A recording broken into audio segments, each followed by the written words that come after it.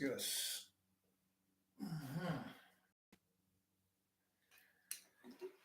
Once again, welcome and come well, as usual, to another episode, another doorway, another portal entitled Am I Am, pardon me, Am I as I am,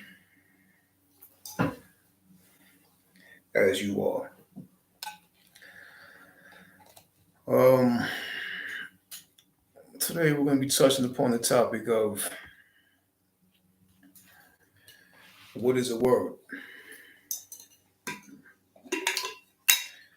We speak these things called words, but what are we really speaking?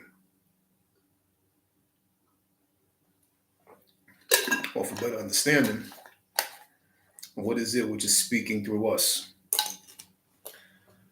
Uh, Primarily to us and through us. What is a word? We speak so many words. We orchestrate them into a sentence, into a paragraph, into a statement, make quotes. It's a little gathering of words. But what is a word singular? Or what is it by itself before we look at it as a plural group or a gathering of a group of words, collection of words? So that's today's topic. And you pretty much know the process of this channel. Uh, Line for line, doorway after doorway. And together on this path, we both walk down this hallway. Right? All right. So let's get into it. What are words? The first line in doorway is words are sound and pronunciation. What is sound and what is pronunciation? Sound is tone. To pronounce is to announce. And to announce is to anoint. And anoint just means something which is brought forth to the forefront. So it means to announce tone. Sound and pronunciation means to announce tone. To announce tone. To anoint a tune. Tune. The word tone is also the word tune and time, meaning every time you utter or speak of sound with a specific attachment, belief, and agreement to that specific tune, you automatically place your orbit within that specific dimension and experience immediately. And the more personal that specific word is that you're using to describe whatever you're describing or to speak of whatever you're speaking, the deeper that dimension is, and the more quicker you find yourself in that specific dimension or that specific dimensional space of existence. So what I mean by this? I kind of slightly mentioned in other videos of words that we use and utilize to describe and define who and what we are and what we're doing. You have called the 7 words of immediate subconscious familiarity. Because you say, I'm doing this, or I am this, or I'm over here, or that's mine, this is my life, or we have these certain words that are the most closest to us, that is like the beginning knitting fabric of the reality that we speak. It makes it most immediate to us, most closest to us, most personal to us. So you have personal words that we use, and you have impersonal words that are being used. the 7 personal words that we use and utilize to describe and define who and what we are when we put ourselves in a title or a label or my name. My name. We have these certain words that are spoken before the next word. You're not going to say name is blue. You're going to say my name is blue. So words like my, the very first word is the very beginning fabric of the web of a reality which you are speaking into existence. Okay, so you have personal words or um, personal ways of wording. You have I am, I'm, me, my, myself, mine. One more time, it's 7 words or 7 ways of beginning uh, something that you're saying. I, I am, I'm, me, my, myself, mine. And these are words that we learned as children. They say, what's your name? You say, my name is, and you say, what grade are you in? I am in 3rd grade, 5th grade.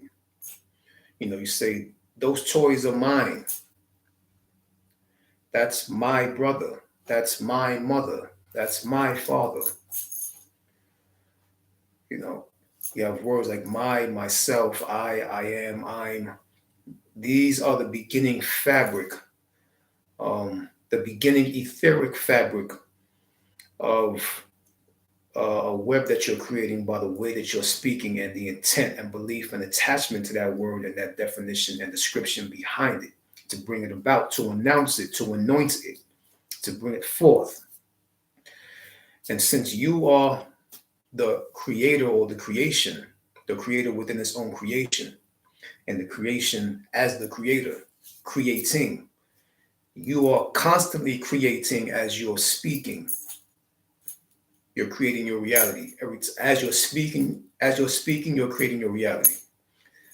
So it's like, we kind of shoot out this etheric web that we create just from speaking, from tone. We create this etheric web or this etheric webbing or the starting of a web. And it's a strong material. It's a strong etheric material, strong enough to carve a reality around you that you are speaking and not knowing that you're speaking, and not knowing what you're doing when you're speaking. So once again, what are words? Words are sound and pronunciation.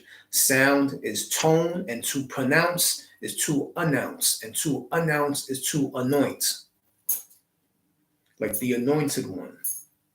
So you're bringing forth something. You're putting something in the forefront.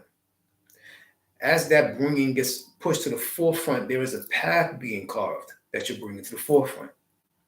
You're making way for something to make its way through. As it makes its way through, it creates a path. You're speaking. Like I'm speaking right now to this laptop, but it's getting through the laptop into your ears. And it can start to play with your perception. See, but even if nobody's listening or watching, I'm speaking and I'm speaking something out loud. I'm just a loudspeaker or a public speaker. I'm just on the street streaming or on the street screaming something or yelling something on the corner of the street or in the neighborhood or area. My belief and my intent and my attachment to these words that I'm using and utilizing to define or describe whatever it is that I'm speaking, that in itself starts to create an orbit and a bubble around me, a cipher around me. And I start to live that reality. Because I'm the one speaking it. I am a creator. I am a creating tool. See, so it's just to be aware of the words that you choose to use and utilize to speak, and how close you are to the definitions and the descriptions of these words that you speak, which makes you more infused with the words that are being spoken by you. It's an attachment. So whatever you're speaking into existence, whether you know it or not. See, we forgot that we are actually creators, but we're creating our own reality just by the very words that we're speaking. We're not even talking about thinking, because thinking is also another way of bringing things into a certain kind of existence. Okay? Let's go to the next line of doorway. The next line of doorway is speaking is a certain kind of spiking or peaking, meaning the structure has been built, meaning the principles of dimension and depth has now been created, confirmed, and validated. You have now gave permission as the divine access that you are, whether you know it or aware of it or not, for that specific it to be and become. And in turn, finding yourself within its dimensional structure sooner or later. Because you not only called it to you, but also called it around you as well. You're a sound architect creating an architecture of sound with the blueprint of your intent, agreement, and permission to be. So be it, so it be. So you're a sound architect. As you're projecting sound in as words, as the disguise of words, or as the costume of words, you're producing sound in the tone, and you're costuming it and masking it in these things that we call words. As you're doing that, you're architecting a certain kind of tonal blueprint, a tonal structure. You're creating something by speaking these things. Remember, words are letters and letters are symbols. See, so symbols are known as, come from the alphabet. Letters come from the alphabet, which is alpha beta. So you're dealing with different forms of mind, and mind can only see in symbology or symbols or image or action or animation. So you're pulling the mind out and you're expressing the mind as sound. And then that reality turns from the inside reality to the outside reality, and the outside reality sooner or later becomes your surrounding reality. Because you have a sphere in here. You have a dimension in your mind, but you're speaking it. You're turning that dimension into sound, into tone. So the inside dimension transforms or converts into the outside dimension. If you live in your mind, if you're in your mind and you pull your mind out in front of you and around you, this is also a understanding of living within your mind as well. Because only you can speak your mind. Like I say, speak your mind. Say what's on your mind. So you're pulling it out. And if you're in your mind and you live in your mind, then when you speak it in the outer atmosphere, you're also creating a certain kind of living situation or living circumstance as a certain kind of form of mind, but in the outer atmosphere that you're still living within, and you're creating and building for yourself as a sound architect or an architecture of sound. See, so, and you're creating this architect or this architecture of sound with the tools of the blueprint of your intent, agreement, and permission. It's your intent. However, you're speaking something for a certain reason with a certain kind of intent behind it. You have a certain kind of belief to it. You are the divine access, whether you know it or not. You're giving access for things to be. And sooner or later, you will see, because you're giving a free lane for things to be. So sooner or later, that which will be, you will automatically and eventually, ultimately see and be living within.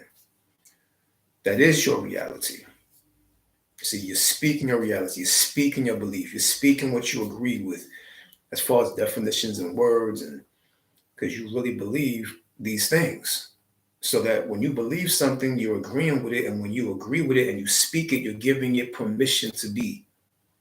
You're giving it full access. Like I said before, everything is trying to live through you. Everything is trying to have its own experience through the primary experience of you, because you are the experiential. You are the experiment of the experience. You're your own experiment within your own experience. So you're experimenting with your experience, because every experience is a certain kind of experiment. See, and since you're a creator, you're experimenting with your creating skills. With whatever and anything and everything that you do, you're constantly experimenting within your own experience, and you are your own experiment as well. See, so that's what I was saying.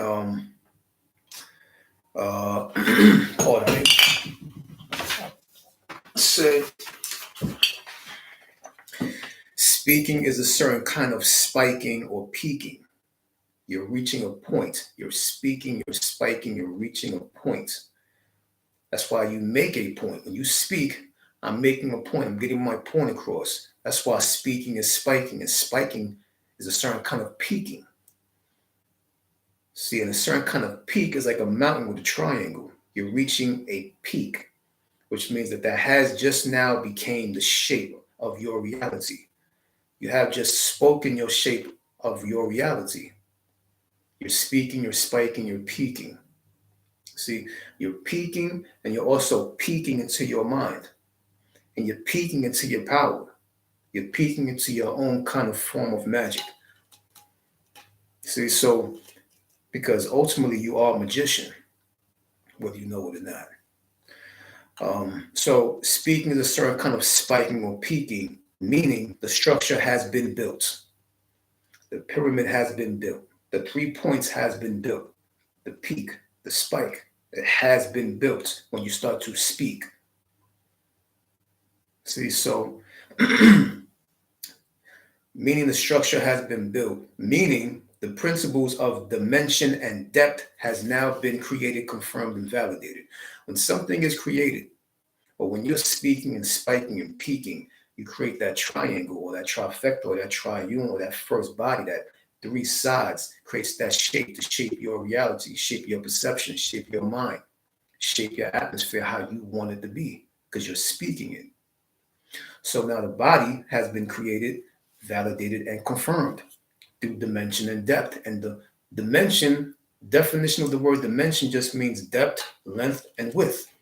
You have created a certain kind of depth, length, and width just in your speaking, which is why certain people on the left can hear you, certain people on the right can hear you, certain people in front of you can hear you as you're speaking, and people behind you can hear you.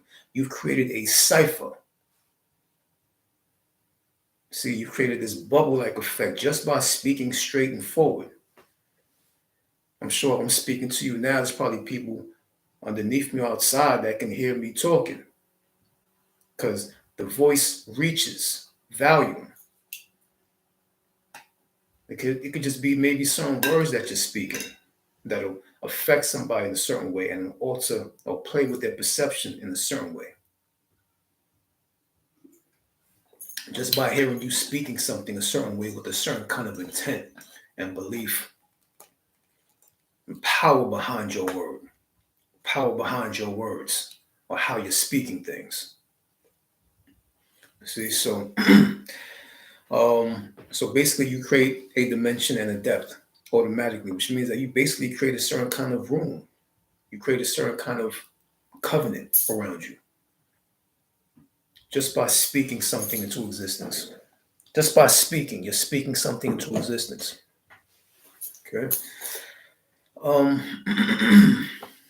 Yeah, so basically for that specific, you're making that specific it to be and become. Within silence, it is an it. When you speak, you're speaking it to be. When you speak it into being, you're given the potential to becoming. To becoming what? To becoming your own atmosphere, to becoming your own environment that you create just by speaking it. You're giving it that right. You agree and you're giving it that permission and that divine access to cross over from something which is intangible to something which is tangible by going through the hallway of sound and tone. Okay? So that's why I said you're a sound architect, creating an architecture of sound with the blueprint of your intent, agreement, and permission. Whether you know it or not, you're given permission for it to be and to become around your being. Okay. The next line of the doorway is when you speak or make sound or pronounce tone, you create a piercing into and through the atmosphere and an echoing, waving, rippling effect as well in and throughout the atmospheric condition, transforming and changing your own atmospheric conditions. thus putting you through a specific altered state of existing within your present experience. See, the echoing and the waving, just the echoing and the waving itself. When you're echoing, when you're speaking something, you're echoing to a certain kind of atmosphere. You're echoing, you're speaking, and this speaking, this engagement of speaking is creating a certain kind of echo. And that echo turns into a certain kind of wave. This echoing and waving, just the echoing and waving, the principle of echo and the principle of wave, just these two principles alone is the very carving and paving of a path and an environment. So this is why I said when you speak or make sound or pronounce tone, you create a certain kind of piercing. Your piercing sound pierces. And I'm saying, what is it piercing through? It's piercing through a certain kind of silence. So sound pierces through silence. Sound pierces through silence. So when you speak and make sound and pronounce tone, you create a piercing into and through the atmosphere. Like as I'm speaking right now, I'm piercing into the silence, into the atmosphere of this room. So I'm piercing into and through the atmosphere. And an echoing, waving, and rippling effect as well in and throughout the atmospheric condition, or my atmospheric condition, or your atmospheric condition. Transforming and changing your own atmospheric conditions. So as I'm speaking, I'm piercing in my atmospheric condition, but I'm changing, I'm making it go through transformation and changes within its own atmospheric conditions. There's changes happening, things are going on. See, so states are altering as I'm speaking. At this very moment that I'm speaking, things are happening around me that you cannot see and that I cannot see. But things are in constant transformation. Energy can only be transformed. It can't be destroyed. It can only be transformed. So if I'm the energy base, if I'm the battery in the room, right? If I'm the battery in my own cipher, my own reality, I'm the battery. I'm the energy. Me being the epitome of energy around other energy, creating it or using it as an action to play with my atmosphere that is energy. We're all in correspondence with each other. I have something called willpower or will and intent, choice and decision, action to do something, to change the atmosphere. So I can change my whole atmosphere just by speaking. And none of this is physical anyway. It's all energy being held in place by your belief of it. You can go into the mind so deep that right now I'm sitting on a chair. But if I put in my mind that I'm not sitting on a chair and that this chair is actually see-through, it's invisible, it's not even here, I can fall through this chair because I don't believe it's real. I break the agreement. I break the contract with this physical reality. And I do it with intent and I speak it and I live it, so shall it be. See, so this is the effects of sound. This is why sound can pierce. Something's quiet, and then somebody just yells at the top of their lungs. That's why people go like this. When somebody yells in a very quiet atmosphere, they're not expecting somebody to scream. All of a sudden, there's a high pitch, somebody just screams, and they go like this because it's a certain kind of spiking. It's a certain kind of peaking. You see? And it pierces the atmosphere. So sound pierces silence. This is why I say when you speak or make sound or pronounce tone, you are doing a piercing into and through that specific atmosphere.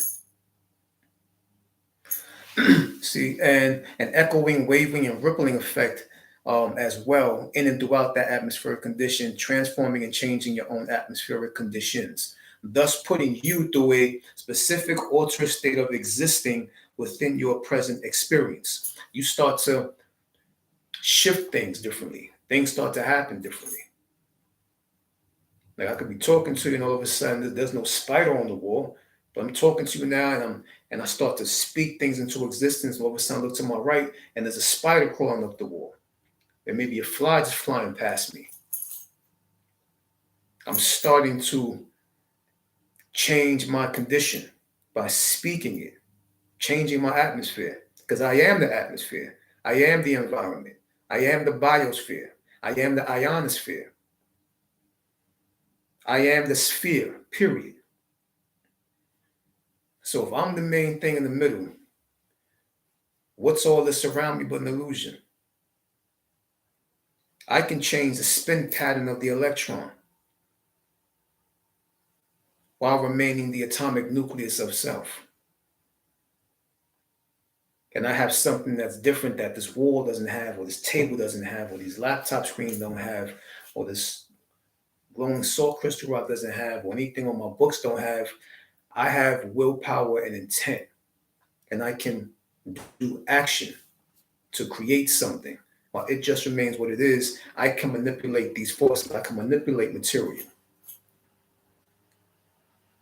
to be how I want it to be, just by producing action. If this wall is gray, I can color it blue. I can color it red. I can color it green. I can change that just by committing action. First, it's a thought, and before I know it, I look at it, and it turned into my thought. I'm speaking it into existence as well. So you have these certain different tools of magic that you can use and utilize to play with your reality. But if you don't want to commit no physical action, you can also just commit intentional action. You can think something, and then all of a sudden it'll just happen. See, so you have etheric arms and legs that work for you, that you don't necessarily have to move your physical arms and legs. When you have when you have your sphere, your reality in command and demand of you. See, so I said some people get things happen, get things shaken when they start speaking. You have public speakers, you have these certain kind of leaders or leadings, they speaking, and all of a sudden people just start doing what they're speaking.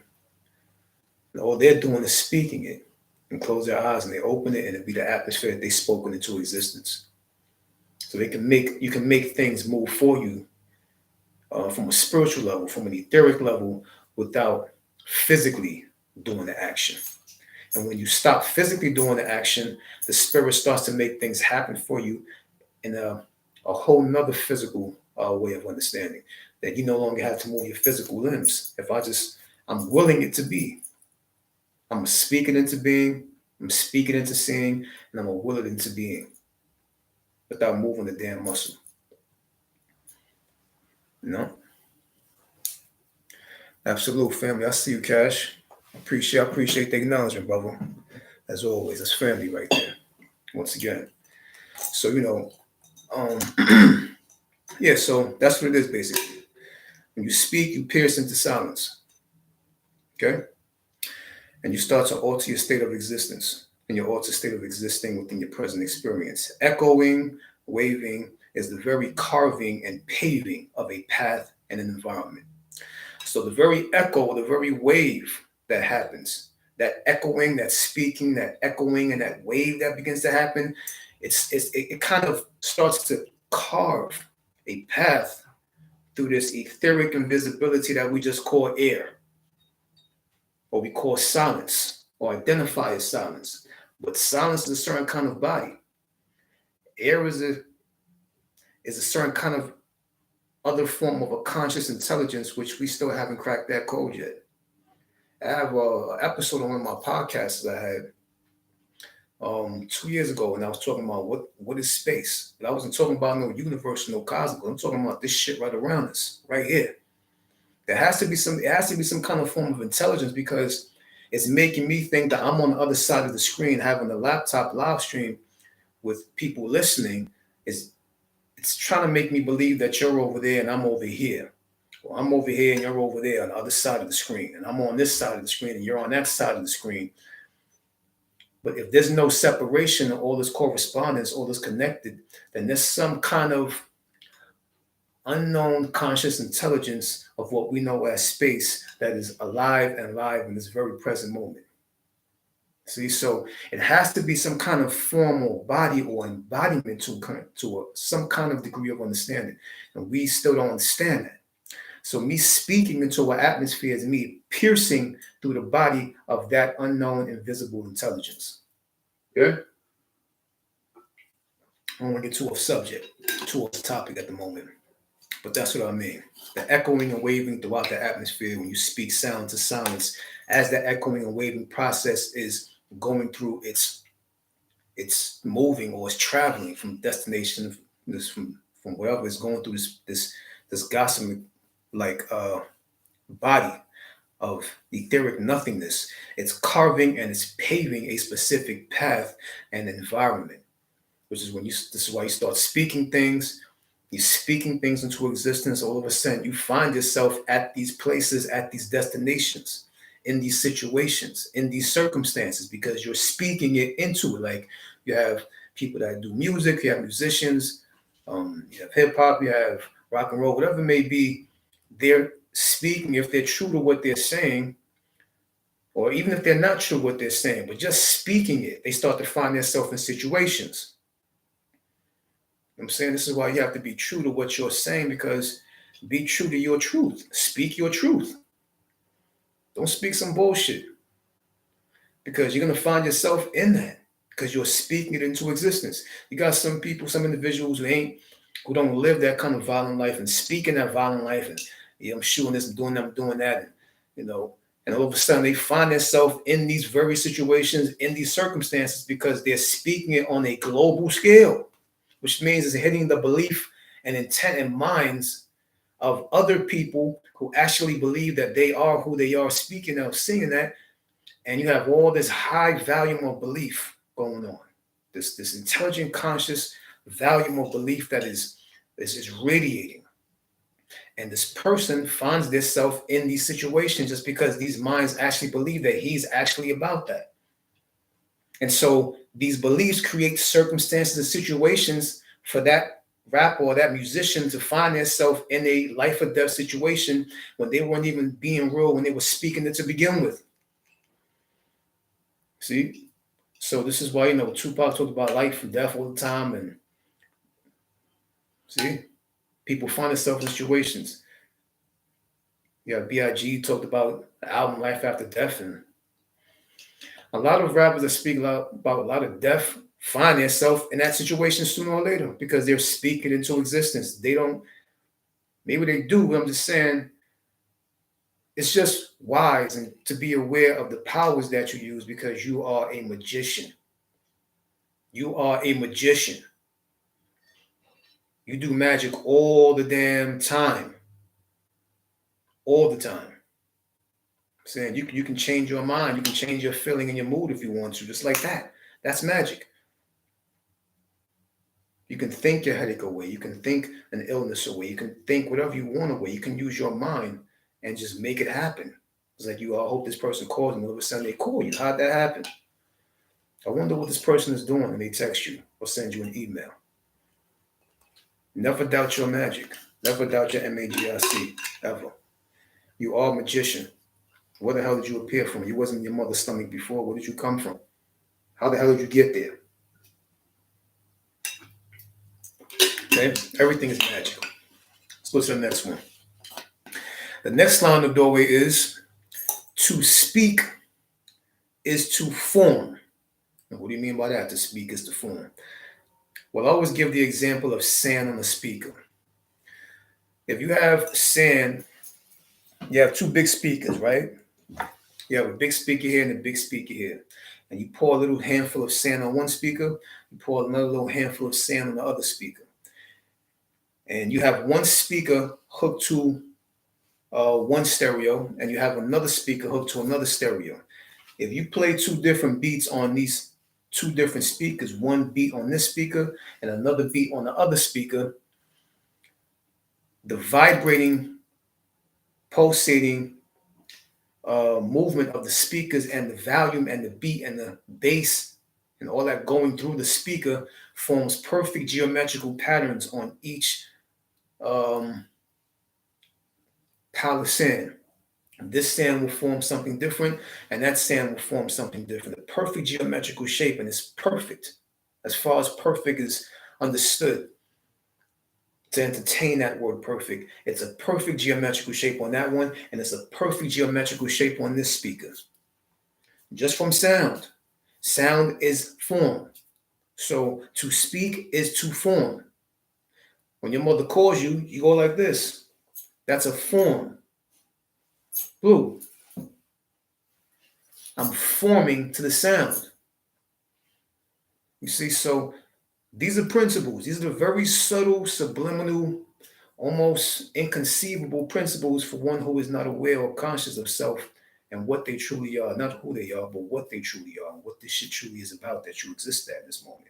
What is this experience about? What's going on here? See, so to speak is to form. Always use that example of saying on the speaker. It's to initiate a forming.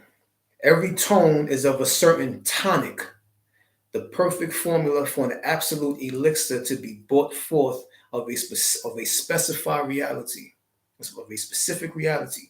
And it's the reality which you're holding in place. You can hold something in place, have an intent, speak it with your agreement, and give it permission to be. And it's becoming, whether you see it or not, within its own divine process. Which is why when something is within its own divine process, it's in a hidden aspect, which is what we call the occult. Because occult just means, or occultum just means hidden or in the darkness. So it's in an occult process, and it's within the occultum. So it's always going through an unknown, hidden stage of progression before it actually gets into the appearance of what it is or what is becoming. So that's why I said it's to initiate a forming. To speak is to form, to initiate a forming. Every tone is of a certain tonic, is a certain kind of tonic, is a certain kind of formula, the perfect formula for an absolute elixir to be brought forth of a specified reality. You see what I'm saying? So specified reality just means a specific reality which is being held in place and spoken into existence by the one mind and one voice of the being. Okay, so tone, tonic, tone. It's the same damn thing. Formula, you're forming. I mean, you're forming. Formula, forming. See, so it's all connected. All these words sound like each other, spelt like each other because they're all connected. They're all within correspondence and in sync with each other all the time. And this is with even within the understanding of language arts. See, this is within the understanding of language arts. Okay.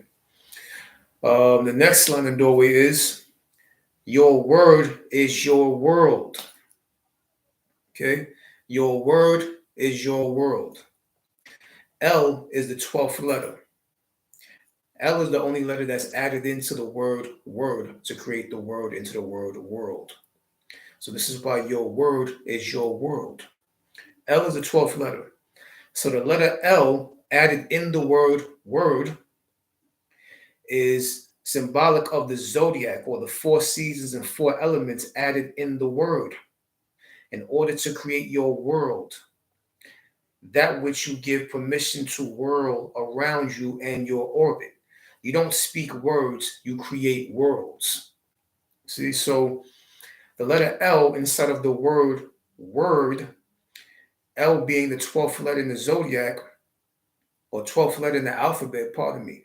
The 12 is known as the 12 signs of the zodiac. So I'm saying, and then you have different seasons. You have the 4 seasons, 4 elements of a so-called world.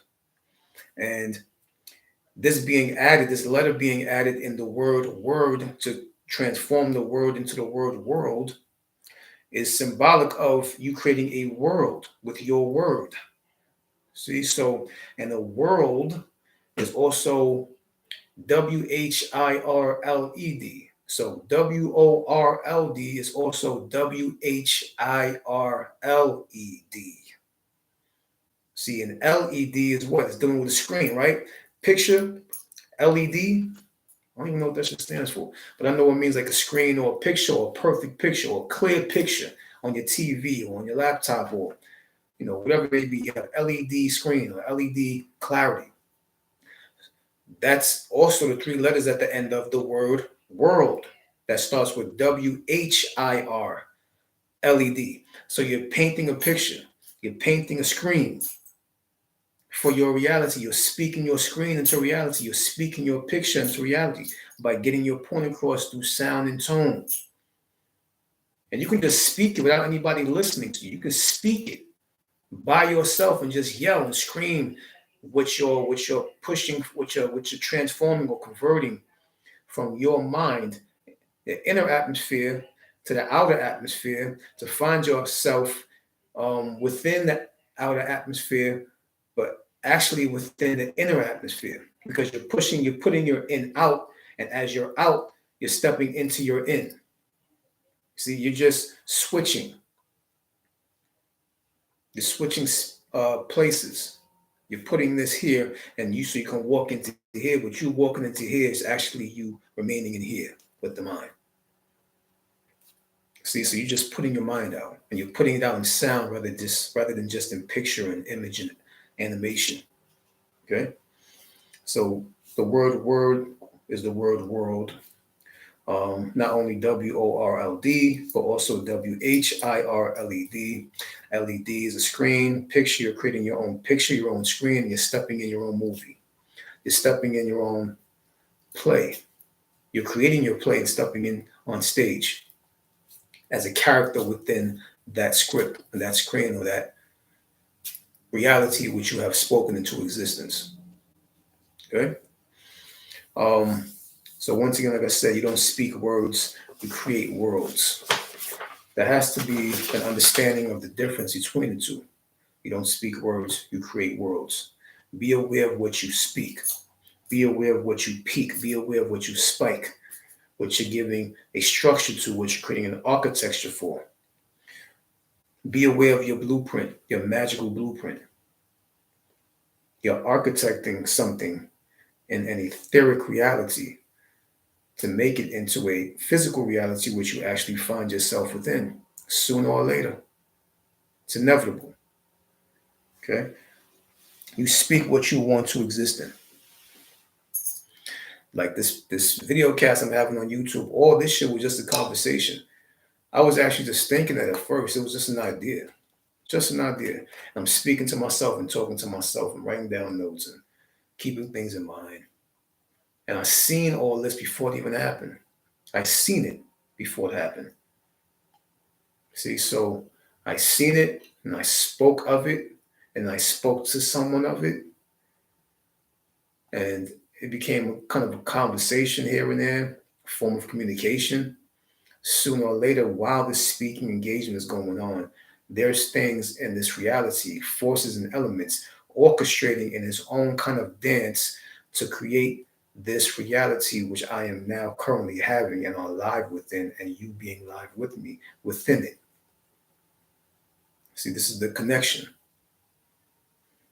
Okay? Just because I thought of it and then I spoke it into existence. And so be it. Be it so. Here I am. Here you are. And here we are. This was just a thought. And I wrote it and I spoke it. And here we are. Okay? The next line in doorway is, when I was touching upon the word dimension, and I said you speak yourself into a dimension. You speak yourself into a certain kind of depth, length, width. I guess you can say height as well. But you create a dimension. Okay? The next line in doorway is the word dimension. Is also do mention, meaning what do you mention? What dimension do you mention into being? See, it's a creating presence full of potential to be and become. Now, understand what I'm explaining in a certain way. So, dimension, to be a demon or demon within its own diamond, which means to be an abstract energy form within its own crystalline lattice. the word demon backwards is nomad, which is nomad, meaning of a nomadic nature, meaning to wander, drift, roam aimless. There's no set pattern to his method nor its madness. So dimension is also demon and diamond. Demon meaning an abstract energy form, a diamond meaning a crystallized lattice or crystallized environment, a crystallized creation of some sort that has certain kind of dimension to it. So an abstract energy form governed within its own uh, crystallized reality. You become an energy form within your own crystallized reality. And if you know anything about blood, metaphysically, blood is liquid crystal. This is how you can crystallize realities right before your very eyes or right around you. It's that easy. So, and even when you're dealing with the word angel, angel is the word angle, an angle of light. How does an angle of light happen? By being consolidated in a corner. A corner of what? A corner of a crystal or crystallization of some sort. Consolidated energy brings about a certain kind of spark or a certain kind of brightness or illumination or radiation to some degree, which we know as spectrum of light. So something is cornered, consolidated energy, which is known as an angel or an angle. The demon or the demon is the abstract energy form within its own crystalline lattice or its crystallized reality that it speaks into existence, that it creates with its mind, that it writes into existence. However you want to look at it. So this is what it means. That's why I said the word demon backwards is nomad, meaning nomad, of a nomadic nature, to wander, drift, roam in aimlessness, no set pattern to a method of madness. So it's just an energy form. It's an abstract energy form that is just drifting. And it drifts until it gets a direction from your intent. So it's just energy around. It's a rogue energy. It's just around. It's just present. It's just here just in case you choose to utilize it and sculpt it according to your intent, your belief, or your choice, your decision to do so. And it gets shaped and molded from your intent and your belief and your agreement of what you're speaking and giving it permission and access to be. See? So it's going to get a little more simple as we go along. Okay. The next line in the doorway is the voice box. The voice box is the choice box, or the box you use to cube your the box you use to choose to cube yourself within. So the voice box is the choice box, the box you use to choose to cube yourself within. It's also a vice box. And vice ultimately means to be of lower nature, which generally means to be of a creative nature or a creating nature, like birth, right? To be of the lower nature. Lower nature is down here where sexual activity is at, where birth happens, the incubation of the embryo, the whole process of embryogenesis. So the voice box is the choice box or the box you choose to use to cube yourself within, that you use to choose of a certain kind of cube to cube yourself within, to create that crystalline body, to create that crystallized reality. It's the voice box where sound and tone and everything comes from. It comes from a voice box, right? Voice box is the choice box when you choose to, whatever your choice decision is, to create the reality that you want to covenant yourself within and surround yourself by. Vice, the word voice is the same word as the word vice, and vice ultimately means to be of a lower nature, which generally means to be of a creative nature or a creating nature, like birth. To speak and create your view, to speak and create your 360 degrees, to speak and create your perimeter, to speak and create your circumference, to speak and create your surroundings, your atmosphere, your reality, your truth, just by simply speaking itself into existing with an intent following that specific production of speech. Understand? So we can say lower nature, vice, voice, vice. Vice is of a lower nature. Anything lower is a creating nature. You create life here. So it's a creating nature. To speak is to create your view, to create your 360 degrees, to create your perimeter, to create your circumference. To speak, to create your surroundings, your atmosphere, to create your reality, to create your truth, to be of your truth and create your truth around you in physical form. To be of your truth in an intangible understanding and to create your truth in a physical experience. Just by simply speaking it into existing with an intent following that specific production of speech. See, so there has to be something behind the tone, something behind the sound. There has to be like the spirit within the body of sound. The intent is the spirit within the body of sound. The belief is the spirit within the body of sound. The attachment to that definition of that word or those words are the spirit injected into the body of sound and tone. So you're not speaking just a body or reality into existence, you're speaking a spirit into existence. And you being the spirit of the spiritual nature, anything spiritually affiliated or connected comes through you. So you are the one that puts a spirit into something. You put a soul into something, into music, into your art, into your craft, into your skill. You bring about a certain kind of spirit and you inject the spirit into it, into that body of work. See? So just by speaking something into existence, into its own existing apparatus, into its own existing purpose. Okay? The next line of doorway is sound is to astound. Sound is also sand. That's why it forms geometrical patterns within it when vibrating throughout it. Sound is to astound. Sound is also sand. The words sound and sand are related, which is why sound affects sand or shapes sand. Sand gets affected by sound. That's why it forms geometrical patterns within it when sound is vibrating throughout it. Okay.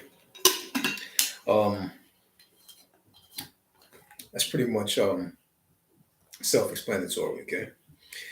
The next line of doorway is tone is also tune, Tune or Toon. Tone is also tune, like a tuning fork, or tune, like cartoon, like animation, or to animate something, which means to give spirit to something, to give a spirit to something, to put a spirit in something.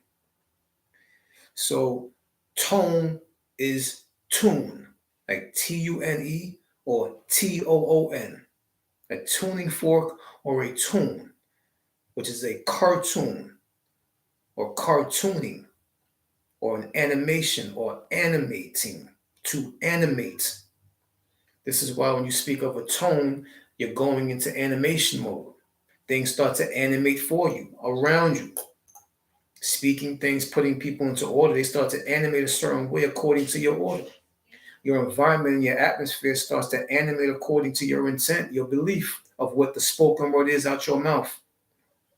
And the intent behind it, because the intent or belief or attachment to that word or those words being spoken is the spirit put into that word, put into that sound or that tone to create it into a tune, to be the tune or the cartoon, the spirit or the animating force to animate its situation around you and your circumference and your surroundings, to create that atmosphere which you had the intent that you spoke out through your word. See what I'm saying? This is what a word is. A word is a world. You don't speak words, you create worlds. This is very relevant according to this path. The next line in doorway is the word is also the word wired. To be of a certain wording is to be of a certain wiring. An intentional wiring is to be of a certain kind of wiring, an intentional wiring. And that which is internal projects itself on the external. Meaning, if you're of a certain kind of wiring, if you speak a certain kind of word, that means that you're speaking from a certain kind of way of being wired. You're wired a certain way. You're wired a certain way to speak of a word a certain way. And this wiring, which is internal, shows itself or projects itself on the external. Which is, once again, like I said, you create your reality with your mind. You speak it and you write it. These are different forms of your magic, different forms of your power, different forms or different understandings of energy and force and element manipulation. Energy manipulation, force manipulation, and elemental manipulation. So you have element, force, and energy. And you use these things with your mind and your spoken word or spoken words to orchestrate a certain kind of specified manifestation. See, so there's no coincidence why you constantly bump into certain realities that you're speaking of and writing of and thinking of. Certain things, everything is connected to the laws of correspondence. We just gotta find out where is it connected at. Once you find out that string that's connected to everything, all you do is play along that string all day. You know how to pluck that string, and you pluck that string, and you create a tune. And it's a tuning fork. A certain kind of vibration from that string from what you're plucking to that connection and back to you. And that going back and forth creates that reality in the middle because you know that you are tied and connected to the principle of correspondence. So find that quantum string. Okay? Find that quantum string that's connected to all and that you are connected to. Okay? And pluck the string. So the word wired or the word word is also the word wired. To be of a certain wording is to be of a certain wiring, an internal wiring. And that which is internal inevitably projects itself on the external. Okay? Certain principles to keep in mind as we move along. The next line in doorway is the word voice is also the word verse, meaning dual nature, to be of a dueling nature, meaning the epitome of a created dualistic reality, meaning a created reality based on the principle of polarization, to polarize. See? To be dual is to dial. To dial is to call something to you and around you. To be of a dualistic nature, of a dual nature. The word voice, a voice is where you speak from and where sound comes from and tone derives from. The word voice is also the word verse, like verses, meaning tone and meaning dual nature. To be of a dueling nature, meaning the epitome of a created dualistic reality, meaning a created reality based on the principle of polarization. Dual nature just means something in reciprocation of each other, a nature in reciprocation. As soon as it goes that way, it goes this way. As soon as it goes this way, it goes that way. There's nothing, this side gives reference to this side, and this polarity gives reference to this polarity. If you look over here, you see this. If you look over here, you see this. There's no way of coming out of its own dimensional doings, its own dimensional purpose. So the word voice is also the word verse. So as you're speaking the sound from your voice, just speaking the sound from your voice or the voice box, the voice, that in itself is the creation of a dual reality. a dualing nature and a dual reality. So I'm saying, so just by speaking, you're creating a left and right. When you're speaking, you're creating an up and down. By speaking, you're creating an in and out. Up and down, left and right, in and out. Now you see where the sphere appears around your orbit. And why you look around 360 degrees, your perimeter, your circumference, your surroundings, and you find yourself within it. This is why when you deal with the understanding of principle, the metaphysical understanding of principle, metaphysical, meta transcend physical beyond, to transcend beyond the physical aspect, or to transcend to see that reality which is outside the physical simulation. To wonder why, or to understand why you find yourself in that which you speak into existence. You physically find yourself of that which you speak of sound into existence. You find yourself in those physical situations and physical circumstances.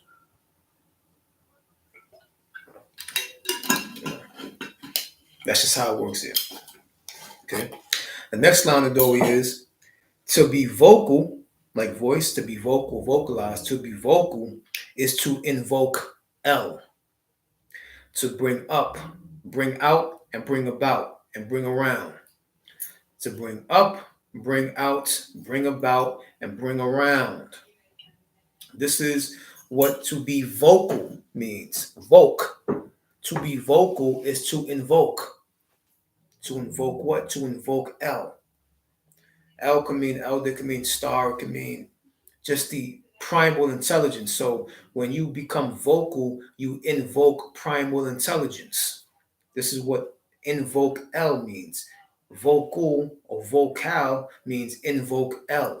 You're invoking a primal intelligence. So this is what being vocal means. You have a voice, you're being vocal, you're invoking.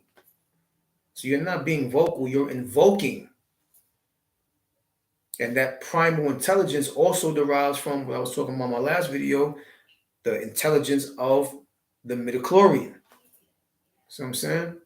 So, and to invoke, the process of invoking is something that you're bringing up, you're bringing out, and you're bringing about and bringing around, which is once again why you find yourself in this cipher or this sphere of this reality, which you have just spoken, vocalized, voiced yourself into being.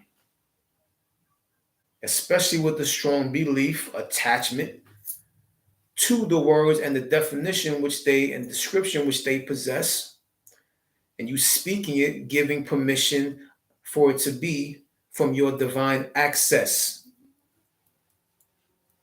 See, so you remain in potential. What you speak of is the possibility that the potential finds itself within ultimately. There's a science to this shit. There's a seance to this. There's a ritual to this. Everything is ritual. When you start to speak and sing, you turn the ritual into a ceremony. You give it a certain rhythm. You give it Ra's theme, like what I spoke of in the last video. You're giving it the light spectrum, the spectrum of a situation to be. And you become that situation. You become in that situation and that spectrum trapped within its own crystallized reality. It's not really hard to understand. I'm saying, the next line in doorway is in your throat. You have some. These are biological terms now we're talking about. You have something called the vocal folds, and these vocal folds are in the esophagus, at the base of the tongue, and at the top of the larynx or the trachea. Right at the base of the tongue, or at the top of the larynx or the trachea. When you're not speaking, the vocal folds are open, so you can breathe. Voice is generated by airflow from the lungs, and when you speak, the pressure below the larynx increases until it blows the vocal folds apart. Vocal folds, this is the kick of it. When I see the picture, I'm looking, I'm like, oh, okay, damn, I got some more from this. Vocal folds look exactly like a vagina. What does that mean? You're giving birth. Every time you're being vocal, every time you're being of a voice, you're being of sound, you're being of tone. Invoking. Invoking what? Through the vagina of the vocal folds. So Let's go one more time. What I just said. The vocal folds are in the esophagus. This is your esophagus.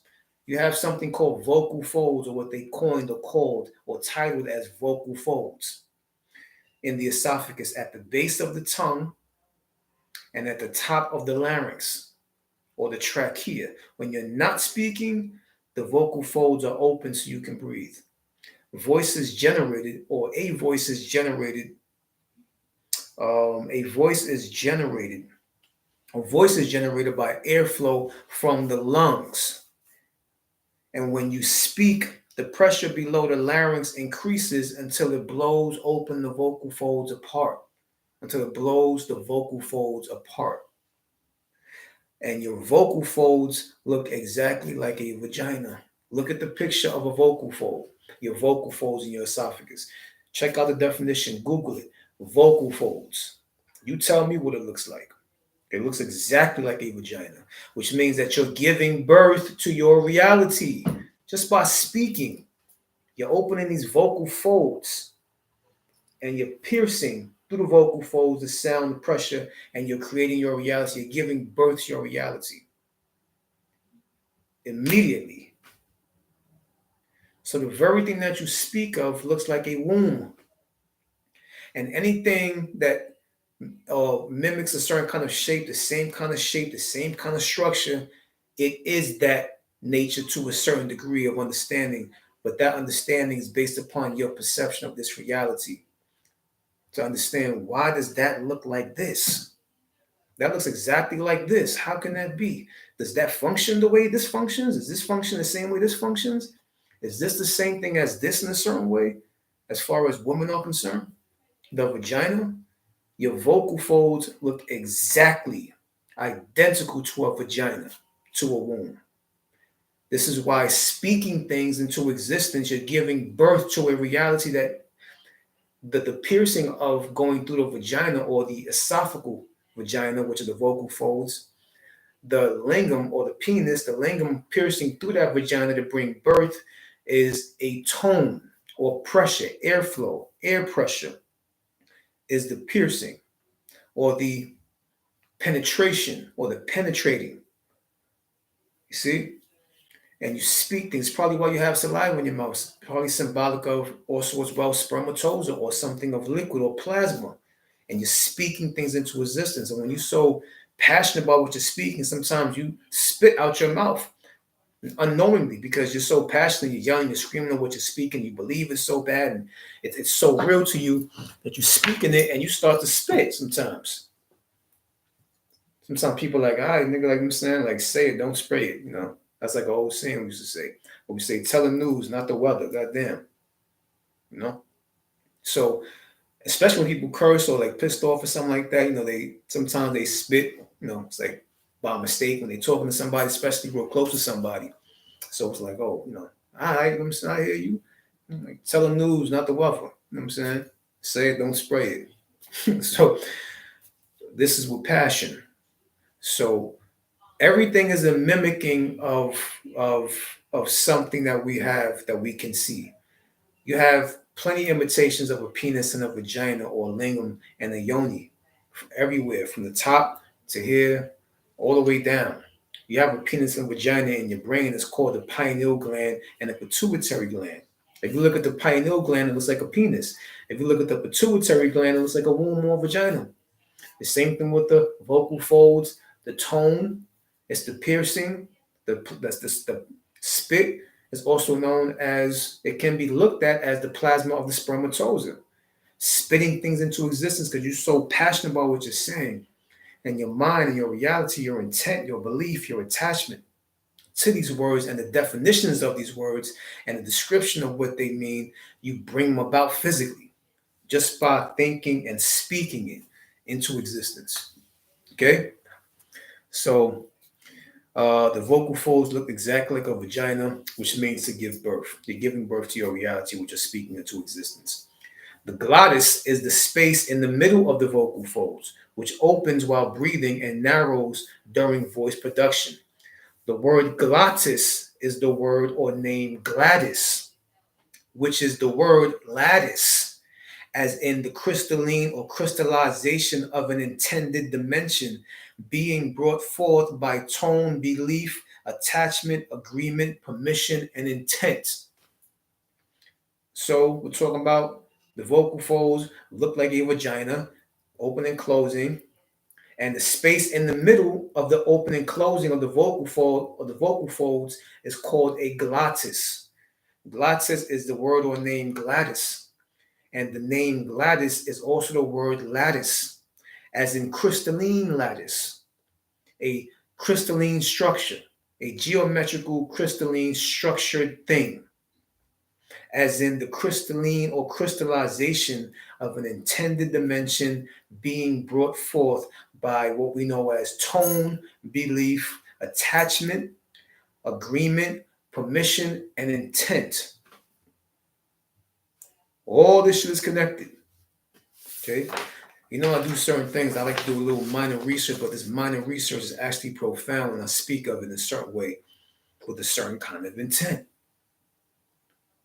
Don't deny what makes sense to you, what I'm speaking. You don't deny that. And I'm saying what the word is because I'm trying just hopefully people just keep in mind and be aware of what they're speaking and when they're speaking. This goes as well. The same thing within relationship situations. What are you speaking into existence? Did you have to say that to him? Did you have to say that to her? Because once again, she's your creation and he is your creation. You guys are not in front of each other. You guys are within each other. So if she is your creation and you say something, some word or some derogatory stuff or whatever you're saying to her, and you're speaking it into existence. You say, oh, you're probably going to deal with this person because you ain't feeling me like that. And all of a sudden she starts dealing with him. And it's a reality because you spoke it into existence because she is your creation. So if you say, yeah, you're probably still doing this, you're going to still see her, you're probably going to still be with her, and you start speaking of her name, you start putting the image in his mind, you start speaking the name of her, putting that in his mind, yelling, cursing, screaming of passion, spitting out, creating the sperm for the reality, giving birth to the vocal folds of your creation. And you wonder why that situation creates itself because that person is your creation. So you created a whole scenario for them. And then once again, they may find themselves with this person because you speak it into existence. Yes, we have certain differences or a certain kind of space or gap in between one another that makes us an individual, which is known as choice, decision, and will, or willpower, choice, decision, and willpower. But there's a fine line between that and them being the epitome of your creation. And you have to find that, seek that, know that, be that, become that, infuse with that, be one with that. See? So you have to find that cohesive medium. Because if you're speaking something into existence about them, around them, on them, at them, and all of a sudden you find out that they are in that situation, or once again in that scenario, don't doubt that you did not speak it into existence. I'm saying just don't doubt it. This is not an excuse. This is not a reason. This is not nothing. This is whatever the hell you want to make of it. I'm just sharing the principles. So I'm saying I'm just sharing the principles of this understanding and the occult understanding of what's going on, the hidden aspect or the dark aspect or the not so popular understanding of this, of the understanding of this path, okay, of the understanding of this mind and how this shit rolls and how this path carves itself with this video with my channel, okay. The next line in Odori is the word W-O-R-D is also connected to the word ward, which is W-A-R-D, which means to admit to, care for, or for the core, guard, and protect. So admit to, care for, guard, and protect. This is what the word ward means. W-A-R-D, which is also connected to the word W-O-R-D. But ward, which means to admit to, care for, guard, and protect. So basically to construct and keep intact. To speak of word is to create a path of travel, to vibrate and reverberate a specific algorithm using vibrational sculpting to create a dimensional web or webbing, and to walk and wander through it, and to walk and wander through it. To be of spirit is to spider your spoken reality. This is why I said you create a certain kind of web or webbing. You're spinning a web. When you're talking a spoken word or spoken words, your spirit, this is why spirit and spider is very connected, because you're being of a spiritual nature, whether you're human, egotistical or not, or egoistical or not. But when you speak of something, you have a certain kind of passion, or belief, and intent, and attachment to it, of the words that you're speaking, your spirit is spidering. Your spirit is a spider which spits a web that creates this web that you soon find yourself walking around, walking within, or trapped within, or whirled within. See, so you're being of spiritual nature when you're speaking of a word. So I'm saying, so basically, to ward, or the word ward, admit to, care for, guard, and protect. Guard and protect means basically protect is pro intact. So to be for something to be, to remain intact. I'm with something to be intact. I want something to be intact. I'm for things to remain intact. That's what protect. Protect means pro intact.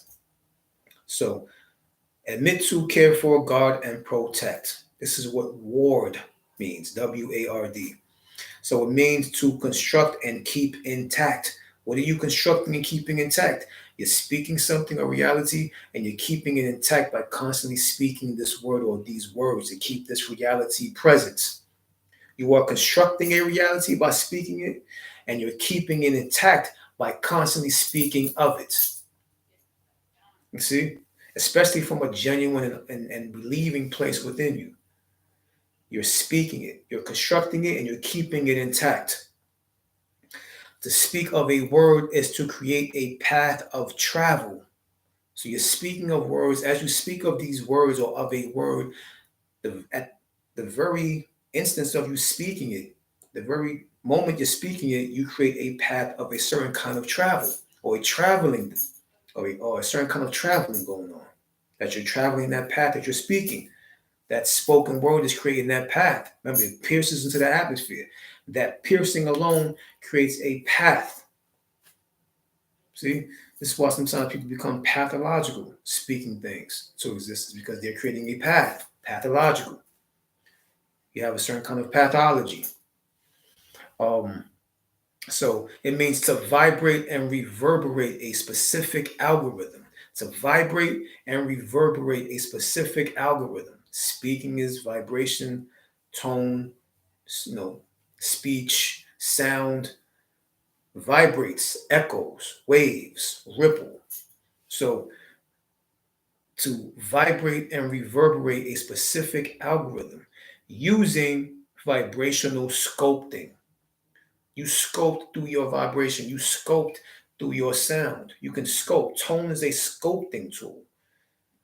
Not something you can use with your hand physically, but you have etheric hands, you have invisible hands, you have spiritual hands that sculpt the reality which you are speaking into through the tool of vibration.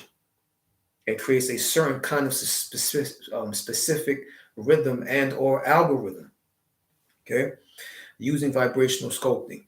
And that creates a dimensional web or dimensional webbing to walk and wander through. And you're doing this all from your spiritual vibration. I told you, spirit is vibration. The vibration of the beat, wave, pulse, and rhythm that's emanating through the midichlorian in the nucleus of each and every one of your cells. The end product of the beat, wave, pulse, and rhythm is the vibration, right? So the vibration, at that point of vibration, this is where you're creating a dimensional web or a dimensional webbing to walk through, to walk and wander through. Which is when you create your reality, you start to wander through it and drift through it and don't understand why you're in situations and circumstances that that you just spoke into the atmosphere of. This is how it happens. So to be of spirit is to spider your spoken reality. You are spidering your spoken reality when you are of spirit. To be of spirit, speaking is creating a web or a dimensional web or dimensional webbing or webbing in a certain kind of dimensional frequency. You're spinning a web and you start walking this web. You wonder why you start walking this web because you just spit it out. Spirit, spider, spider, spirit, it's the same damn thing. Spider has many legs and many directions. It's the same thing as the spirit. The spirit has many directions of itself, which is actually 360. Why do you think you find yourself in a 360 reality or 360-degree reality? By just speaking something into existence from the spirit, which is actually the metaphysical spider of the architecture of the reality which you are currently and presently creating a dimension for. It's no coincidence. Okay. Next line in doorway is the word is also the word, or word is also the word weird, meaning abstract, strange, inconceivable, unfathomable. You are the inconceivable which creates the unfathomable. You are something that you can't conceive, creating realities and dimensions that your brain cannot fathom, which means you have to be transcend. You have to be meta brain to transcend beyond the brain. Metaphysical beyond the physical body. You have to be meta psychological or meta brain, just to make up a damn word. You have to go beyond the brain. The brain is in thought, the mind is of thinking. You have to be of a thinking. You have to be in freedom. Mind is freedom, brain is the possible entrapment. See, so mind is the spirit, the brain is the body. For other ways, different ways of understanding and looking at it. So, word is also the word weird, which means your word is an abstract thing. It's a strange thing. It's has an inconceivable function and an unfathomable operation. You think you're just talking. Well, I'm just talking right now. I'm just speaking. That's what you think. You think it's nothing because you can open your mouth and make sound, but you have no idea the principles of what you're doing and what you're conducting, what you're invoking. But it's good to have an idea, to be aware of it, to be conscious of what you're doing. So once again, you are the inconceivable, which creates the unfathomable. Understand that in some way, in some form, some fashion. The next line in or doorway is the lowest section of speech generation is within the abdomen, which is abdomen, which is abdomain, which means to be created away or from a domain in order to be and or become a domain. The lower something is located in order to be generated means the closer it is to the principal location of creation. Once again, like I said, things that are lower means that it is a form of highly potential creation. So the lowest section of speech generation to generate speech is in the abdomen. We look at the word abdomen, you put ab and you put domen. And then you say ab and domen is domain. So ab is to be created away or from a domain. A domain is a place. It's a domain. So, which means to be created away or from a domain in order to be and or become a domain. See, so lowest section of speech generation to generate speech, or how speech generates itself to become sound and tone and be spoken, comes from the abdomen. This is the lowest section that speech is generated from, to be in the abdomen. So it's the abdomen. See, so it's a domain to become a domain. See, so and also keep in mind, like I always say, the lowest something is located or generated or created within, in order to generate itself to be, means the closer it is to the principle of the creative location. And the creative location is that location between your legs, or where your stomach is at, or where your omentum, what you call your omentum. Okay, um, which is what kind of surrounds the embryo as it's going through its incubation stage within the mother. Okay. The next line in the doorway is speaking of the word is of a creative force. Understand this is where understands to where how you're a magician. We spell words or use words as a spell to put on ourselves or put ourselves within. We are all magicians by nature, right? As a word, you spell words, right? You have a spelling bee when you're young. You have spelling bees. And what do you do with the word? You spell words. But why is it called spell? You spell words. You're spelling every letter in that word correctly.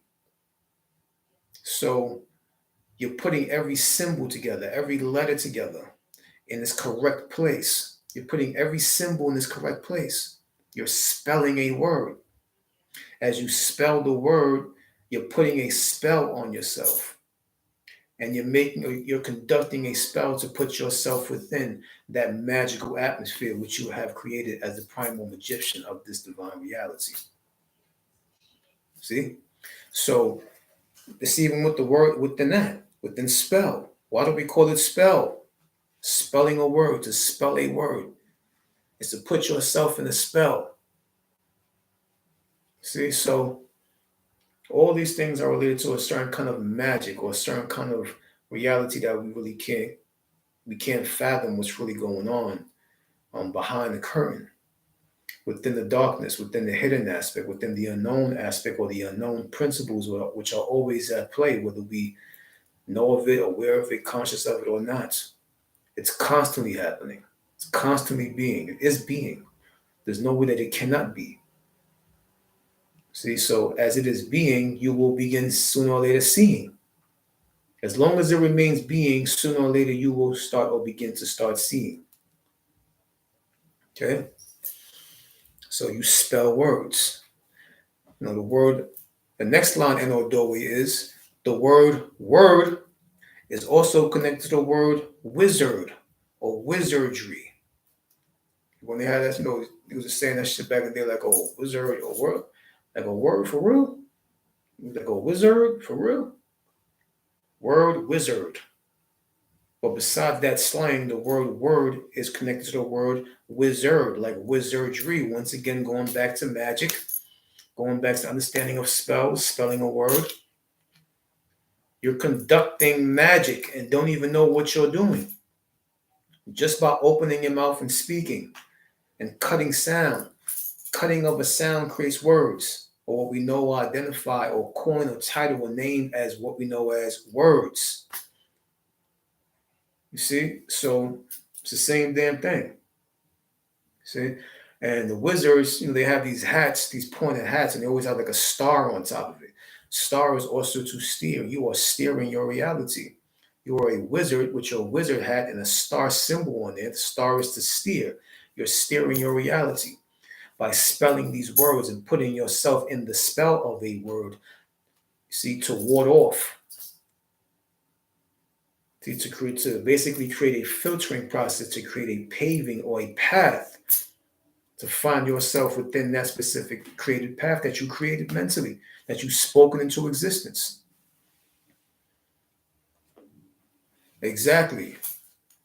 This is why people, singers, most likely rappers or musicians a certain way, when they speak of death a lot, it's no coincidence that they find themselves in that situation.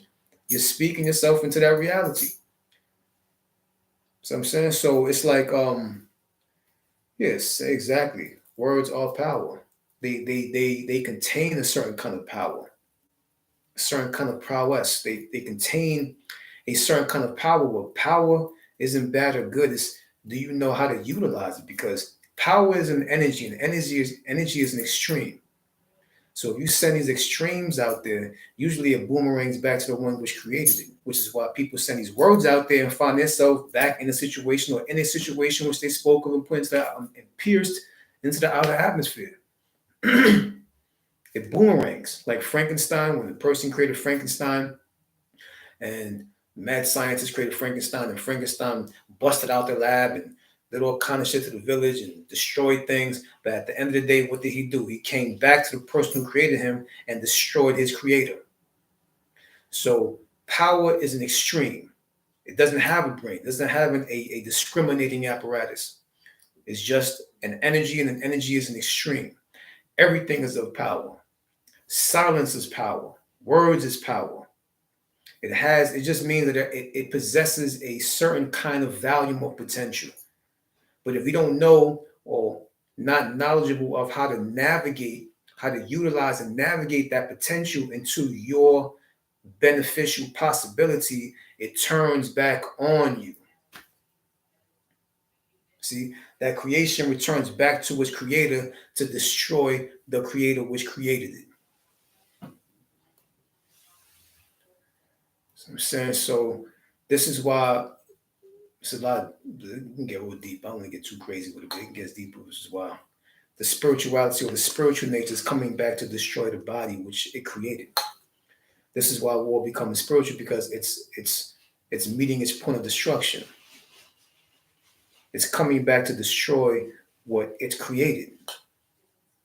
See, to bring us into a different frequency of this divine aspect of understanding. Okay.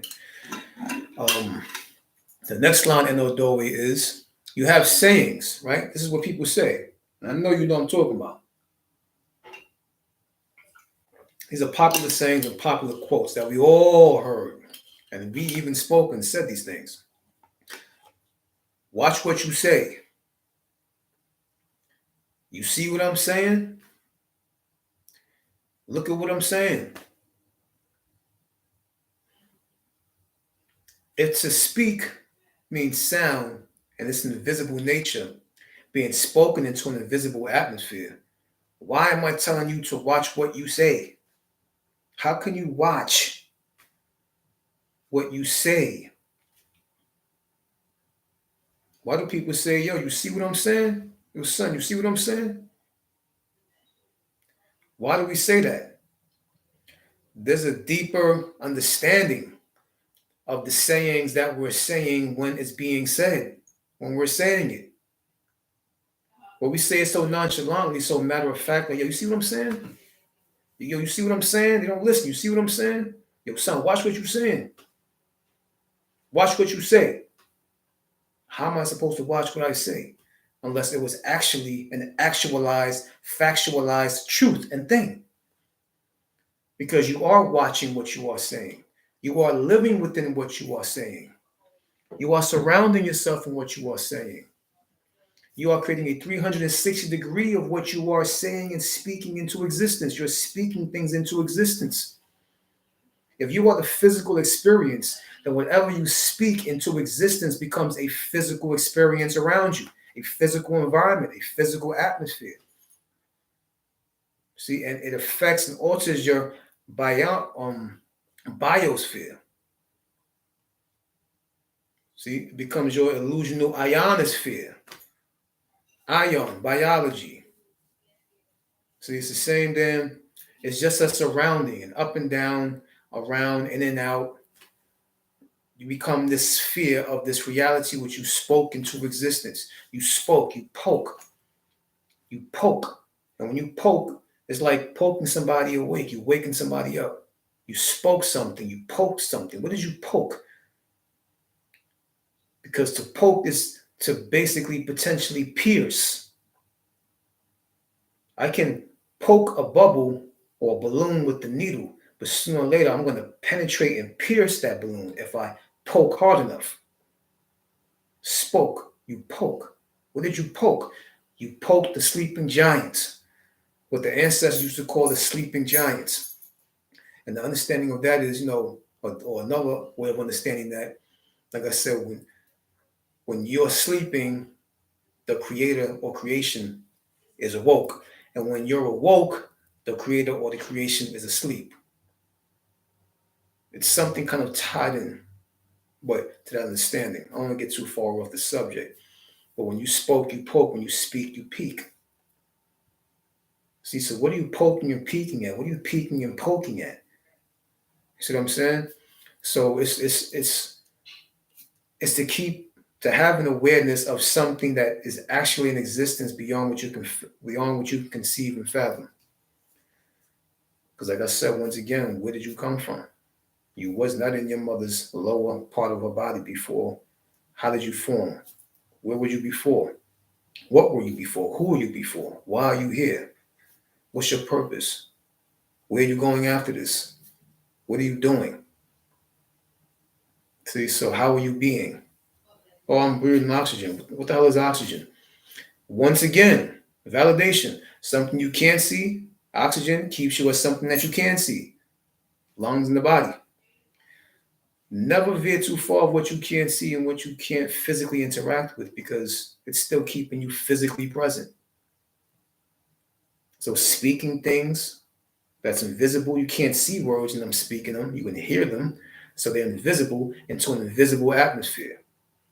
But why do we still find ourselves in these situations and circumstances that we speak into existence? Because we are the existing thing, having the experience. So whatever we speak of becomes our firsthand experience.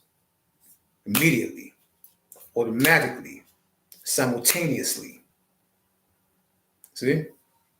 The next line, Enodori, pardon me. So I'm saying, like, watch what you say. Do you see what I'm saying? Oh man, look at what I'm saying. How can one see, watch, and look at something which is simply being said as the principle of sound? How can one see sound? Simple. You see it every moment and every day of your life. It's called the human body. And what do you mean by that? Your heartbeat creates the image. The sound creates form or takes form. So your heartbeat is keeping you present. My heartbeat is keeping me present. That you can see me right now. That you can see me hidden in plain sight. But you can see an image of that I took on in this present body. So the heartbeat, the sound, right? How can you see sound? You see it every moment and every day of your life. How? It's called the human body. The heartbeat creates the image. The heartbeat is sound, but the sound creates the image, right? Right. Which means the sound creates form and or the sound takes form. This is how when you speak sound, it automatically takes form. This is principle. Okay? It's principle. Next line, Enodori, is the magic of the manifested reality of words are within the teamwork activity. Listen to this one more time. The magic of the manifested reality of words are within the teamwork activity of your lips, teeth, tongue, and throat. The magic of the manifested reality of words are within the teamwork activity of your lips, teeth, tongue, and throat. What do I mean by that? Your lips, teeth, tongue, and throat. Lips, teeth, tongue, and throat. They cut up pressure and sound into different distinctive sections of various tones, which are the words we pronounce and speak into an existence of its kind. A formatting of element orchestration and force sectioning to be spewed out and brought forth amongst. So, what is that? You say A, B, C, D, E, F, G.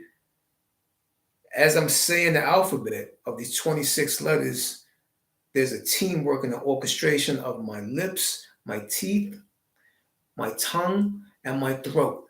And these four things are in teamwork with each other to cut up pressure between the voice box, the vocal folds, sound, tone, vocalization, vocalizing. It's cutting up the teeth, the lips close, they open, the teeth come together, they separate, the tongue moves differently, the throat constricts and contracts to cut off air pressure and air tone and airflow.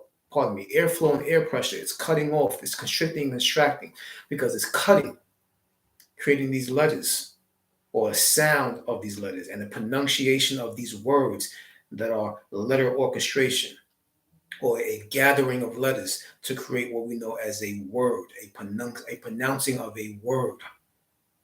And this cutting up in sections from the lips, teeth, tongue, and throat, throat, tongue, teeth, and lips, opening and closing, twisting in different ways, the teeth touching, becoming separate, the tongue moving in certain ways, and the roof of your mouth, and the bottom, the roof of your mouth, the bottom, the side of your cheek of your mouth. It's moving, going, folding back and folding out. It's going through these different movements, cutting up airflow and pressure to create these letters or the sounds of these letters and the pronouncing of these words, which are the cutting up of the worlds, which you are currently creating around yourself and for yourself to find yourself within. And it's going through the vocal folds, which is the vagina of the esophagus. So you're not speaking things also into existence, you're giving birth to things into existence. You're birthing worlds by speaking words. When you speak words, you birth worlds through the opening and closing of the vocal folds, which is the vagina of the esophagus. Or do you think your eyes also? Look at your eyes sometimes and your lips. Everything is mimicking a vagina. So when you speak, everybody's mouth closed with their lips together is symbolic of a vagina. Your eyes opening and closing looks like a vagina. Everything is symbolic of a vagina. What does that mean? That means you're constantly giving birth to something. You're looking at something, you're giving birth to something through vision. You're speaking of something, you're giving birth to something through sound. Which is why even my hands, I can make a mimicking of vagina just by my two hands being together. It's always a birthing, giving birth to a reality, whether you know it or not. You don't know what you're doing. Why do you think you do this in the morning? You put water in your face and you do this. You know what this is? What this is symbolic of doing this? Oh man, you brush your teeth, getting ready for your day in the morning, put water in your hand, and you go like this. Some water. What do you think that's symbolic of? When you do this, this is symbolic of you coming out the womb. Everything is a birthing process. You're coming into existence, you're seeing your existence, and you're speaking your existence, which is why you find yourself in the existence which you speak. This is a vagina. This is a womb. I think they pray like this to give birth to something. You do this for a period of time, and you just go like this real quick for a little while, and you go like this, you start to feel energy in between. It's life. It's energy flow. If you do this for a long time and you work real hard for a little while, and you stop, you start to go like this, you start to feel like a magnetic pull, a magnetic presence. There's energy flowing from one palm to the next, and it feels like it's trying to close, like it's trying to make the shape of a vagina again, or a womb. See, everything is a birthing process. You're speaking things into existence. You're seeing things into existence. You're sounding things into existence. So on your face, you can say that you have 3 vaginas or 3 wombs. 1, 2, 3. And 3 is the first shape in existence, a triangle, which is why the womb is shaped like a triangle and why the top of the penis or the lingam is shaped like a triangle. You're shaping your reality. You're speaking your reality into existence.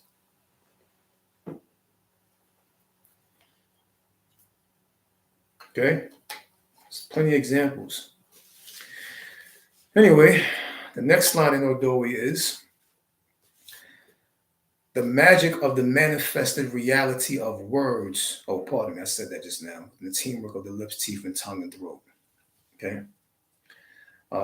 We pronounce and speak into an existence, or they cut up pressure and sound into different distinctive sections of various tones, which are the words we pronounce and speak into existence of its kind. Okay. Got that out the way. It's about 1 or 2 more pages left. The next line of Doe is, this is just something to keep in mind. As a magician that you are, you have 3 ways of manifestation, of bringing things into manifestation. Thinking things into existence, which is the mind. Writing things into existence, which is spirit or creativity or art. And speaking things into existence, which is the cosmic tune. 3 ways of manifestation, of manifesting something into your existence. When you're doing it, whether you know you're doing it or not. Thinking things into existence, like I thought this was a video. I thought I'm going to put together a video cast on YouTube. I thought I'm going to name the bluamas. It was a thought. This whole shit was a thought. It was just a thought. I was just thinking it. None of this was going on at one time. Writing things into existence. This is why I write one-liners. See, I write one-liners and I open up one-liners. So this was just a thought. I was just thinking to put a video cast together on YouTube. I have a YouTube channel. It was just a thought. And I started writing things down. So I thought it into existence, which is mind. I started writing it into existence, which is spirit or creativity. Because if you know any understanding of the chakras, you have red, orange, yellow, green, blue. Blue is known as like where the shoulders is at, in between the heart and the throat, is the blue chakra. So blue is known as creativity. So creativity, which is the spirit. I write, I use my arms and my hands to write something into existence. So I think it into existence by the mind. I write it into existence using my spirit or my creative nature, my artistic nature. And then I speak things into existence, which is the cosmic tune, the cosmic tone, the cosmic sound, which is why I'm now having this video cast. I'm speaking and you're listening. And the chat is same thing as writing things into existence. Whatever you're thinking of what I'm speaking, you're thinking into existence and you're typing it into existence, which is another form of writing it into existence. And there may be some things just saying on the other side of this camera that I can't hear, which means that you're speaking this into existence. It's the same thing, no matter how you look at it. Think it, write it, speak it. Think it, write it, speak it. Think it into existence, write it into existence, speak it into existence. These I'm just introducing you or reminding you again of the 3 paradigm formula. So in other words, every video I post or every live I do is an arrangement of this 3 paradigm formula. This 3 paradigm formula. It's no question, no, it's not, it's not puzzling. It's no coincidence why this is going on right now. See, this is live. We're live. Okay. The next line of Doe is sound, tone, which is lips, teeth, and tongue. Talk, speech, speak, communicate, converse, conversate, conversation, communication. All these things going on is you creating a dimension inside of another dimensional being, literally creating a massive dimensional reality, thus having a multi or more dimensional experience. These are just different tools that you're using. Sound, tone, talk, speech, speak, communicate, converse, conversate, conversation, communication. This is you creating a dimension inside of another dimensional being, literally creating a massive dimensional reality, thus having a multi or more dimensional experience. So you are a lot of multi-being, many multi-beings what you are. And since you're speaking things into a dimension already, which is already present, you're creating other dimensions within this dimension. See, so once again, you find yourself walking through dimensions that you create just by you speaking it. So you're creating dimensions within dimensions. And you being a multi and more dimensional being, you create many dimensional realities because it's coming from a many dimensional space of existence within you. Okay.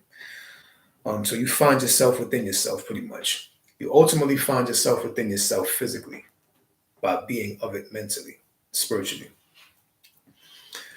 Um, Next line in the Adobe is people whistle and sing while they create foundations, right? People whistle and they sing while they create foundations and build structures. A structure or building composed of levels, floors, and dimensions. God damn, if that ain't obvious. You need sound in order to create depth. Let me say that one more damn time.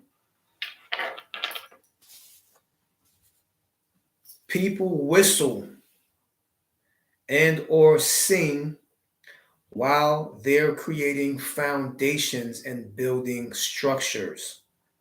A structure or building is composed of levels, floors, and dimensions. You need sound in order to create depth.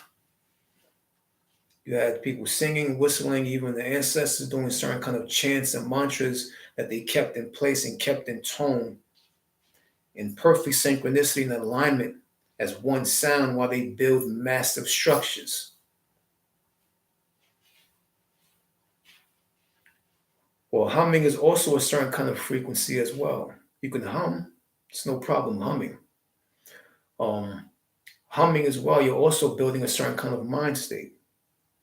Even when you're humming, you can see things in your mind, you see images in your mind. See, you're building an architecture no matter, or an architect no matter what you're doing and how you're producing that sound or that tone. But you're doing something, right? When you're usually humming, you're usually cooking, you're sweeping, you're doing something. Or even meditating, standing in place. Because remember, this is a reality based upon polarization or reciprocation, which means that even if you're standing still, you're still moving in vibration. You're moving in sound, but you're standing still in the physical body, but you're still moving as far as the intelligence of sound. So something is still happening, something is still moving, something is still building, something is still structuring itself, something is still becoming some kind of internal geometrical pattern, geometrical rhythm.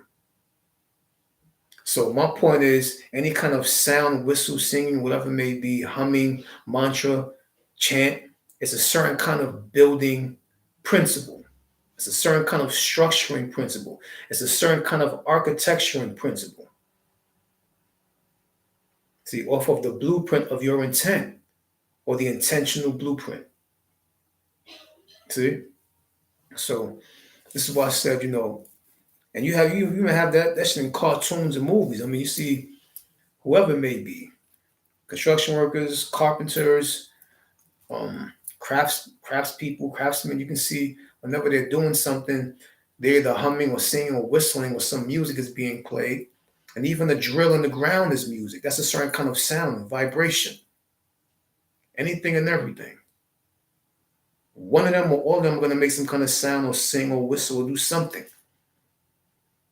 Because to be of sound is to have like a harmony, to be in harmonic rhythm.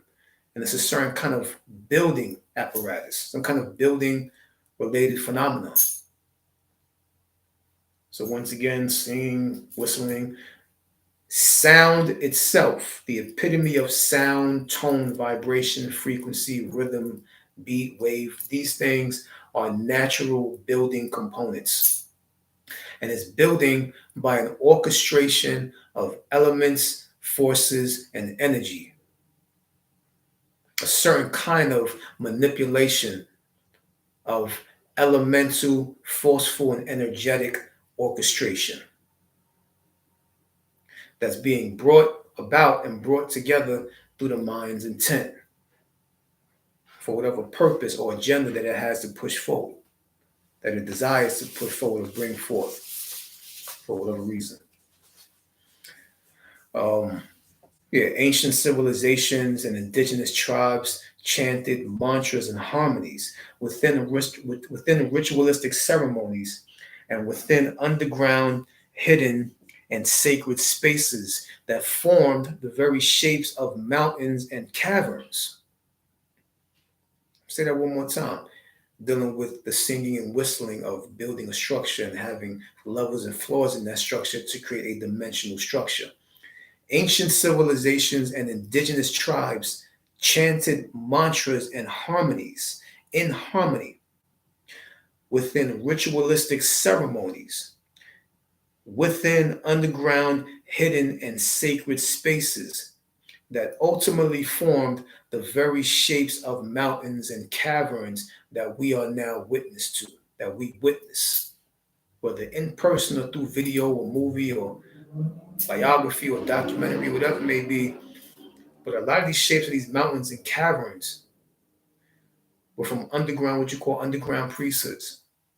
Ancient tribes of certain things that they formed certain sculptures of rock, gravel, stone, crystal, dirt, soil, whatever it may be, just by chanting a mantra or having a certain kind of sound or a humming or a vibration, some kind of sound. That's the point that we're making, is that sound is a building apparatus, a building phenomenon. It is a building thing. It builds, it creates, it constructs. It's dimensional. It creates dimensions within dimensions within dimensions upon dimensions upon dimensions upon dimensions.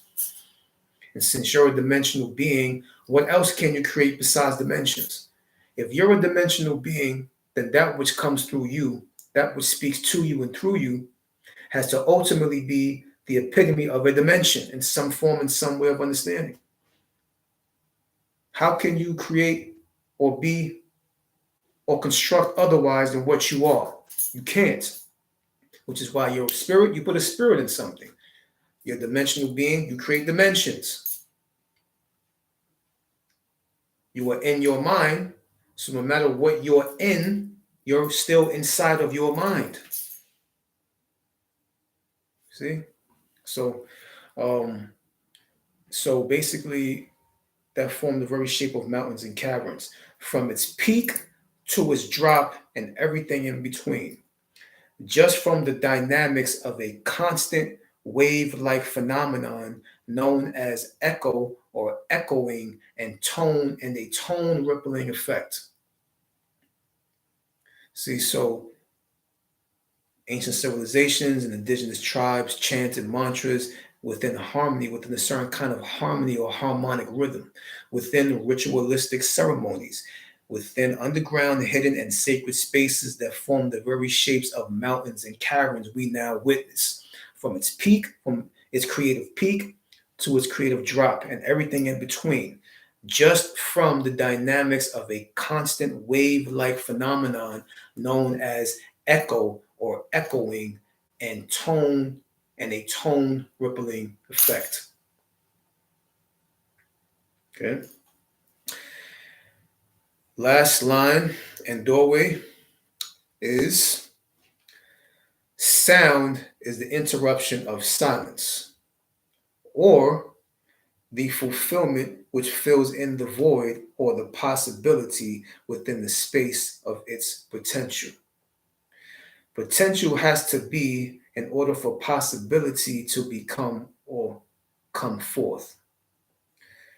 The power of sound is within its silence, and the forceful evidence of silence is within its sound.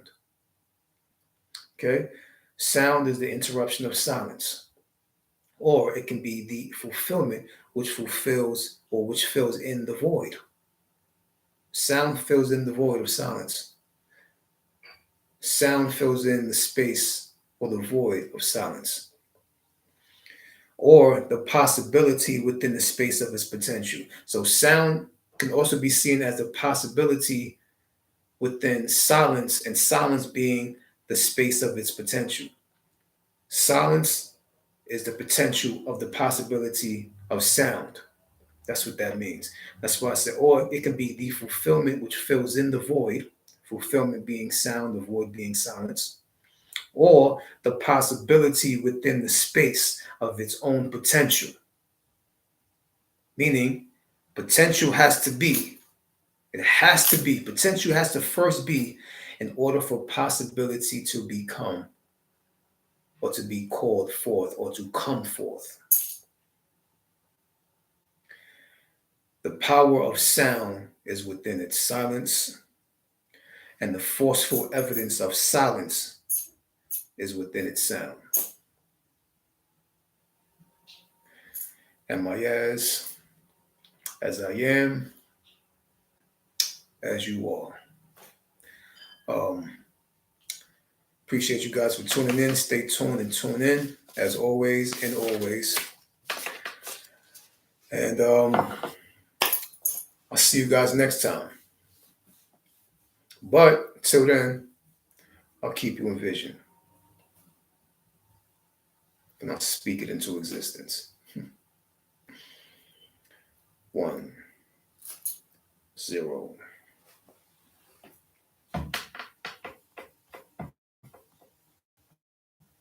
Thank y'all for joining. Appreciate the acknowledgement. Uno.